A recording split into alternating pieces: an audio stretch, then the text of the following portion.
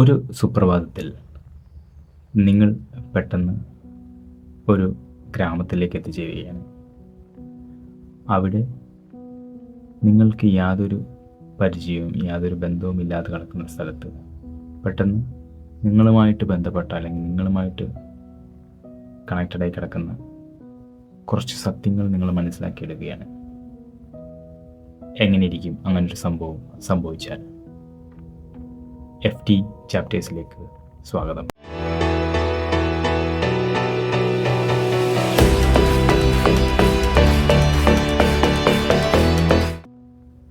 വീണ്ടും ഞാൻ പ്രീതി ഷെനോയ് എഴുതിയ 100 ലിറ്റിൽ ഫ്ലെയിംസ് എന്ന് പറയുന്ന പുസ്തകമാണ് പരിചയപ്പെടുത്താൻ പോകുന്നത്.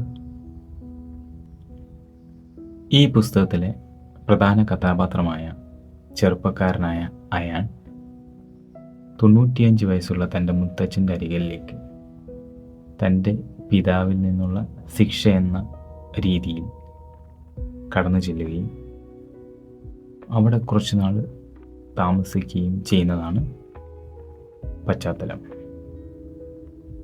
കേരളത്തിലാണ് ഇതിൻ്റെ പശ്ചാത്തലം രചിച്ചിരിക്കുന്നത്. എന്നാൽ മുത്തച്ഛൻ്റെ കൂടെയുള്ള ഈ താമസം അയാനെ ബോറടിപ്പിക്കുകയാണ് ചെയ്യുന്നത്. പയ്യെ ഈ മുത്തച്ഛൻ്റെ ജീവിതത്തിൽ കുറച്ച് കഥകളൊക്കെ ഉണ്ടെന്ന് അയാന് തോന്നുകയാണ്.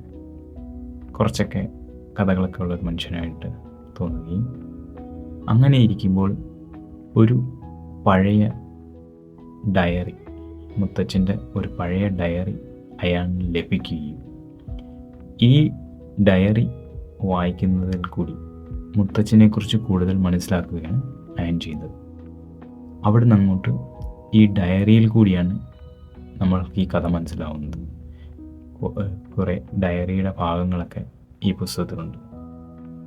ഈ ഡയറി വായിക്കുന്നതിൽ കൂടി തൻ്റെ മുത്തച്ഛൻ്റെ പ്രണയം, മുത്തച്ഛൻ നേരിട്ട വഞ്ചന, ഒറ്റപ്പെടൽ, തന്നെ തൻ്റെ ഫാമിലിയിൽ നിന്ന് തന്നെ നേരിട്ട പ്രശ്നങ്ങൾ, ഇതൊക്കെയാണ് അയാളിന് മനസ്സിലാകുന്നത്.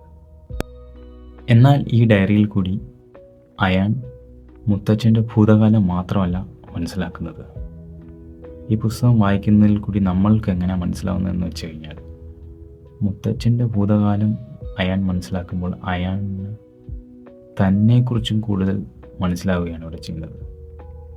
ഒരിക്കലും പ്രതീക്ഷിക്കാത്ത അല്ലെങ്കിൽ ഇത്രയും നാളും കണ്ടുകൊണ്ടിരുന്ന വ്യക്തികളുടെ ഒരു ഭൂതകാലം മനസ്സിലാക്കുന്നിടത്ത് അയാളിന് തൻ്റെ ഫാമിലിയെക്കുറിച്ച് കൂടുതൽ മനസ്സിലാക്കുകയും അതിൽ കൂടി